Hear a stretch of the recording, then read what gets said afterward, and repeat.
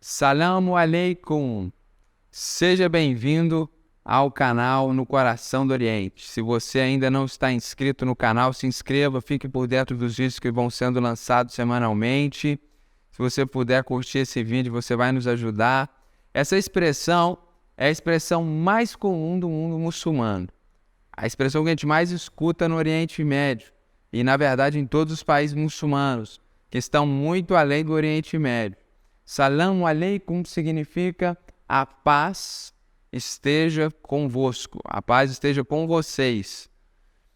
De uma perspectiva mais secular, esse aleikum, esse plural, tem a ver com uma questão linguística, de um plural majestático. Ou seja, para honrar o outro, você o cumprimenta como se ele fosse grande, se ele fosse maior. Então, como se ele representasse muitas pessoas, e por isso a paz esteja com vocês, ainda que você esteja dizendo para uma pessoa só. Por outro lado, existe uma questão teológica islâmica que faz com que muitos cristãos, inclusive, não queiram usar essa expressão.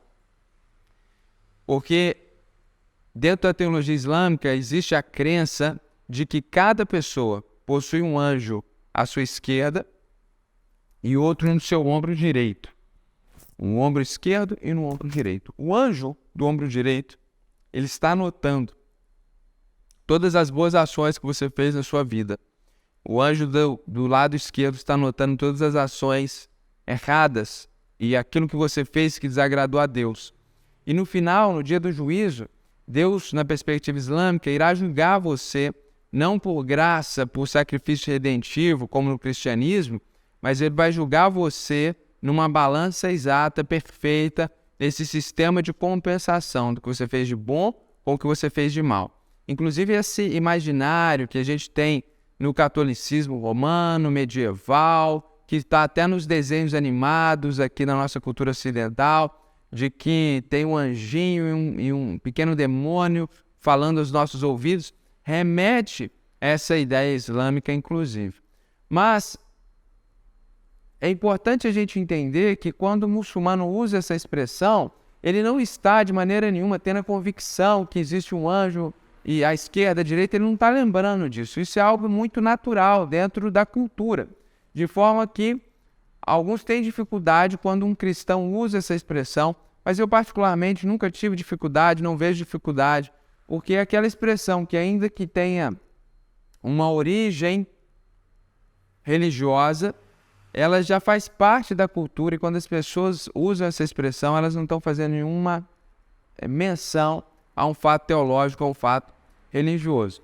Pois bem, esse é o primeiro vídeo de uma playlist aqui no canal, que é a playlist sobre a religião islâmica, ou a religiosidade presente no Oriente Médio. Certamente haverá aqui um vídeo também que nós falaremos de outras expressões religiosas do Oriente Médio, porque sim, nem todo mundo no Oriente Médio é muçulmano, ainda que majoritariamente a religião ali seja o Islã. E por causa disso, nessa playlist, você vai encontrar vários vídeos a respeito da religião islâmica. E nesse vídeo, nós queremos falar sobre os 5 pilares da prática islâmica. O muçulmano, ele não tem essa concepção de uma religião interior, reflexiva, dessa espiritualidade íntima de relacionamento com Deus, como no cristianismo protestante, sobretudo. A ideia de um muçulmano é de uma religião muito prática, onde as leis são muito claras. Esse Deus é muito mais transcendente do que imanente, ou seja, ele é um Deus distante. E você não tem relacionamento íntimo com ele, como no cristianismo, onde nós podemos ousar chamá-lo de Pai, porque ele assim se revelou a nós. No Islã, a ideia é de um Deus criador, forte, soberano, justo, ainda que misericordioso, mas que vai julgar as pessoas no último dia e estabeleceu para a humanidade regras claras que elas devem seguir. Na perspectiva islâmica, então, uma pessoa, se quer agradar a Deus, precisa praticar no seu dia a dia, na sua vida, 5 práticas, que se ele fizer, ele certamente alcançará a graça e misericórdia no dia do juízo. E descumprir essas práticas da religião significa você viver de uma forma abominável, de uma forma pecaminosa, de uma forma que vai atrair juízo sobre a sua vida no último dia, onde todas as pessoas serão julgadas. Então, o primeiro pilar da prática islâmica, algo que todo muçulmano precisa fazer, é uma declaração de fé, que é algo muito importante na cultura do Oriente Médio. Quando um bebê nasce, a primeira coisa que o pai faz quando pega essa criança nos braços é dizer essa declaração de fé no seu ouvido. Muitas vezes essa criança é levada para um chefe, para um sheik, para um líder religioso, e ele vai repetir, ele vai gritar isso no ouvido da criança. Essa expressão é repetida diariamente nos alto-falantes das mesquitas quando eles são chamados para a oração. Essa expressão é repetida em momentos de funeral, essa expressão é repetida em muitos momentos da vida. Se alguém quer se tornar muçulmano, ela precisa, segundo alguns teólogos muçulmanos, repetir inclusive em árabe, porque árabe, como já dissemos aqui em um vídeo, da perspectiva islâmica, é a língua falada nos céus, é a língua de Deus, é a língua celestial. Então ele precisa repetir essa declaração de fé em árabe, na presença de um líder religioso. Outros são um pouco mais flexíveis em relação a isso, e a simples repetição dessa expressão, seja em qual língua, já faz você se tornar um muçulmano. Esse é o passo de entrada para você se tornar muçulmano. Se alguém quer se tornar muçulmano, o que ele faz? Ele faz essa declaração de fé. O muçulmano que nasceu muçulmano, ele vai ouvir isso a vida inteira e ele vai declarar isso em muitos momentos da sua vida. Então existe um rito de passagem à religião onde em algum momento ele vai fazer isso, é algo que ele vive. E essa frase simples na sua extensão, uma frase pequena, é uma frase que resume toda a teologia islâmica. E essa frase em português seria a seguinte: não existe Deus, não existe divindade além de Deus com D maiúsculo, ou de Allah, que é a palavra árabe para Deus com D maiúsculo. E Maomé, Muhammad, em árabe, é o seu mensageiro. Ao dizer isso, a pessoa se torna muçulmana. Claro que se ela diz isso com sinceridade e efetivamente com intencionalidade.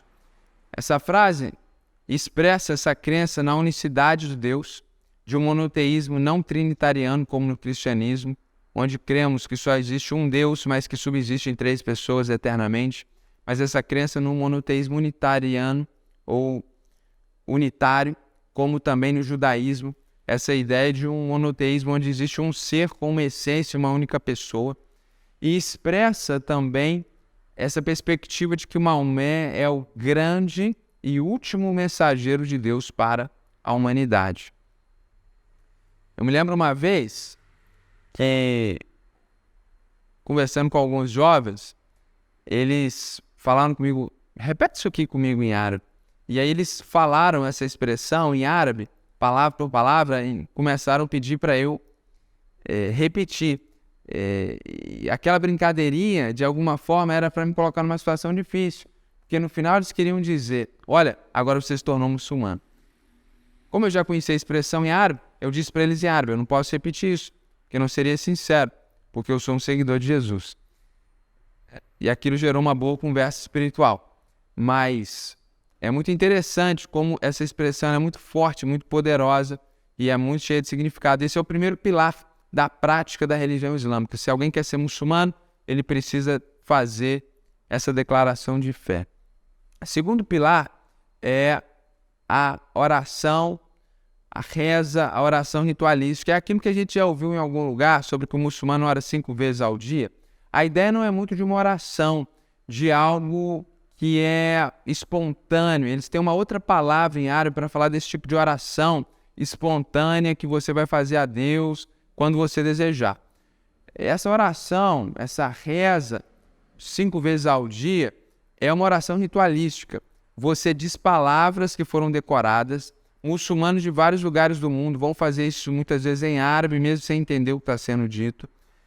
Existe um horário específico para você fazer, que tem a ver com o nascer, com a posição do sol do dia, com o pôr do sol. E isso hoje é tudo regulado por governos islâmicos, por aplicativos.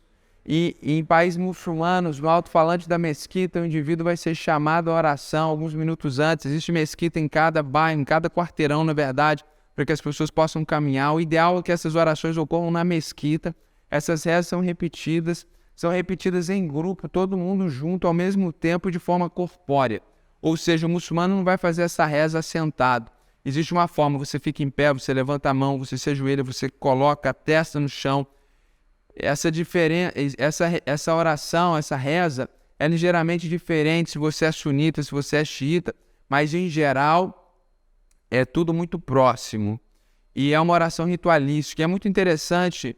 Se você nunca entrou numa mesquita, a mesquita é um lugar, acompanhando a cultura do Oriente, não só Médio, mas até no Oriente mais distante, essa cultura de que o sapato é algo sujo e fica fora da casa, o sapato fica fora da mesquita também, em qualquer lugar do mundo, ninguém entra numa mesquita de calçado, e você ali, dentro da mesquita, estará num lugar que é todo de carpete, e nesse carpete está estampado lugares onde cabem pessoas, e quando eles vão fazer essa reza em conjunto, não é como numa igreja onde cada um chega e se posiciona em um lugar onde se sente à vontade, mas eles vão seguindo a lógica da escrita, da direita para a esquerda, ocupando a primeira fila, depois eles ocupam a segunda fila, depois a terceira fila, e aí você vê inclusive isso, homens fazendo uma viagem, na hora da oração eles param o carro, param o ônibus e todo mundo vai sair para fazer a oração. Eles vão virar para Meca, toda a mesquita é virada para Meca, e eles vão orar virado para Meca, que é a cidade sagrada deles, onde Maomé nasceu, onde ele foi criado, e ali voltado para Meca eles vão fazer essas orações, todos alinhados e agrupados. Então, essa reza, essa prática, é algo fundamental dentro da prática islâmica, ela ocorre 5 vezes ao dia, e ela é precedida de um ritual de lavagem de purificação com água. Você não pode estar fazendo o que você está fazendo e simplesmente ir lá orar. Você precisa, e toda mesquita tem esse lugar para você se lavar. Se você vai fazer em casa, você vai procurar o lavabo, você vai se lavar, existe o número certo que você lava, as partes do corpo certas que você lava, como você faz isso. E aí você participa disso tudo e, uma vez purificado com água, você está apto. Mulheres no seu ciclo menstrual não podem fazer, pessoas que tocaram em morto não podem fazer. Existem regras e momentos que você não pode fazer e você fica um período impuro. Enfim, a oração ritualística é algo fundamental dentro do Islã. É muito comum no Oriente Médio você ver policiais armados fazendo essa oração no meio da rua, pessoas parando tudo para fazer no meio da rua. É óbvio que em muitos lugares do Oriente Médio as pessoas não vão parar, elas vão estar trabalhando, vão continuar trabalhando, mas na hora de fazer, por exemplo, a oração, a quarta oração, que é no final da tarde, eles vão fazer as outras que eles deveriam ter feito durante o dia e vão pagar as orações que deveriam ter sido feitas e não foram feitas. Então é um sistema completamente legal, ritualístico, legal no sentido de que é uma lei. Não é que ele é encorajado a orar e falar com Deus 5 vezes ao dia. É uma lei que ele precisa cumprir. Ele precisa fazer essas rezas específicas em horários específicos 5 vezes por dia. Terceiro pilar da prática islâmica é o que eles chamam de zakat, que é uma contribuição financeira, equivalente ao dízimo do judeu, ao dízimo dos cristãos. Interessante que a porcentagem varia muitas vezes, mas geralmente é algo em torno de 2,5%. A diferença é que não é dado mensalmente e tirado do seu salário, mas é oferecido geralmente ao final do ano, diante do lucro que você teve. Então, é algo que é similar à contribuição cristã, porque existe um imperativo, você precisa contribuir. Esse valor, ele em alguns países é direcionado ao governo, e o governo usa isso para as questões religiosas, no Ministério da Religião. Nós estamos falando muitas vezes em repúblicas ou monarquias islâmicas. Muitas vezes esse dinheiro é dado da mesquita, existe ali uma microgerência. Muitas vezes esse dinheiro é dado e oferecido a pobres. Então o muçulmano ele é encorajado a fazer isso anualmente e ter uma vida e uma prática de generosidade. Então isso é um pilar que a gente encontra na vida dos muçulmanos e muitas vezes eu fui beneficiado e abençoado por essa generosidade que é um pilar para eles. O quarto pilar é o jejum no mês do Ramadã. Esse jejum é algo importantíssimo. Existe um vídeo aqui na playlist da cultura onde a gente explica muito sobre isso. Um vídeo só sobre o Ramadã, só sobre o jejum.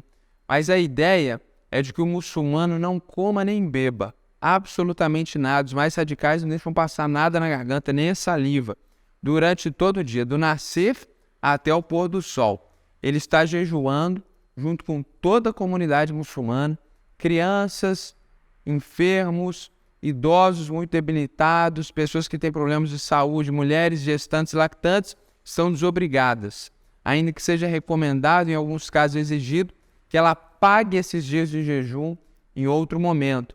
Mas a ideia é que durante esses 30 dias eles vão estar jejuando, do nascer ao pôr do sol, quebrando esse jejum de forma comunitária, em um grande banquete, todo mundo junto.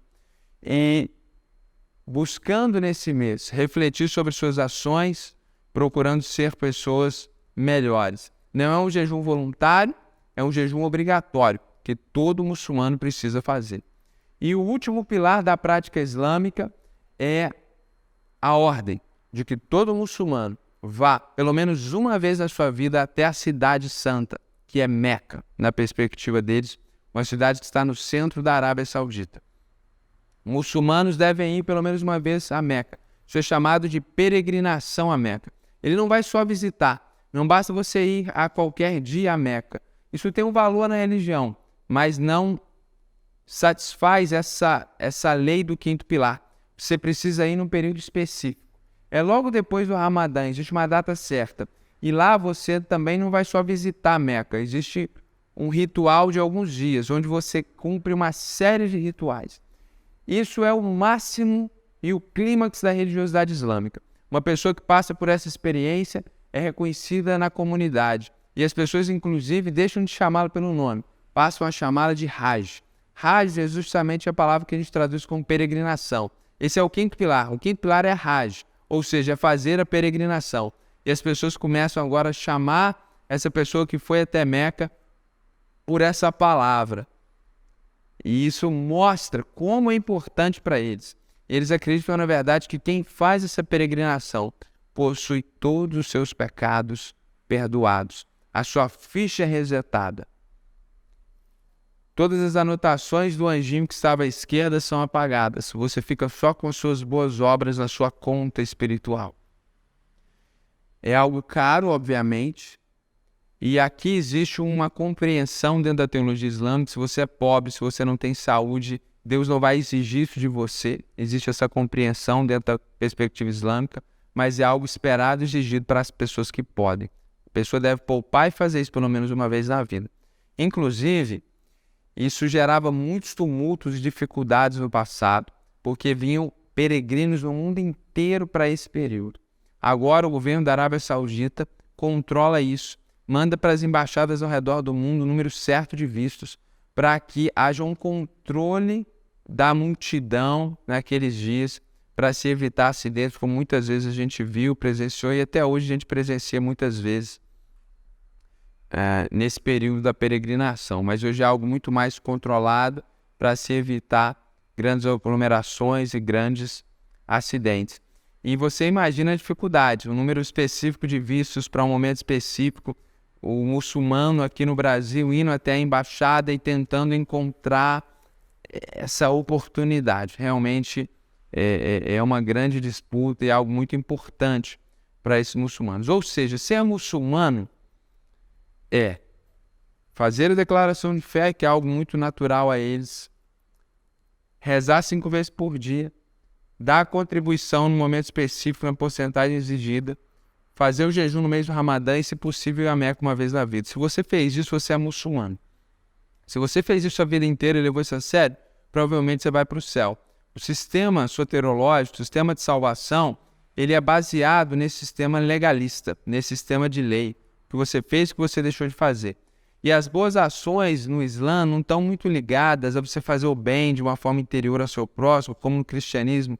O que a sua mão direita fez, a esquerda não fique sabendo. Pelo contrário, fazer boas ações, ser um bom muçulmano e agradar a Deus, é fazer essas 5 práticas ao longo da sua vida.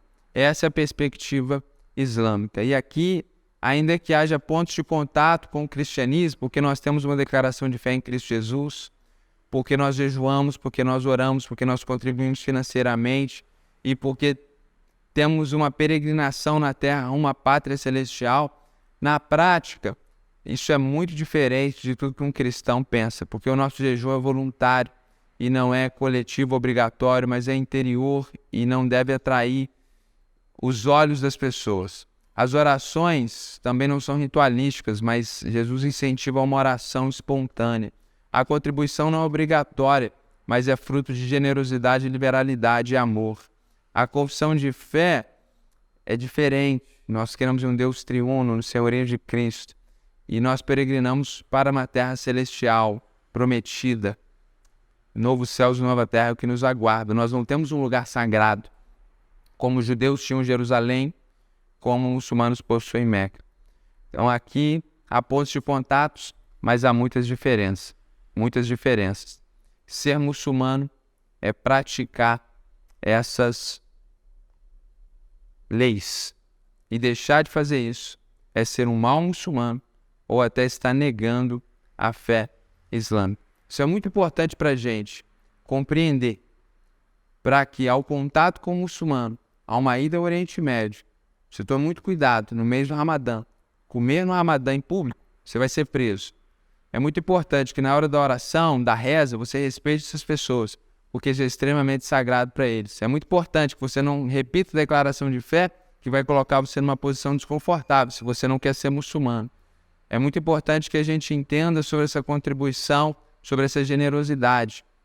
Enfim, cremos que entender o muçulmano e a sua prática religiosa nos ajuda no diálogo, nos ajuda na compreensão, nos ajuda a combater a intolerância, ao respeito mútuo e termos pontes para falarmos da nossa perspectiva, se é esse o seu desejo.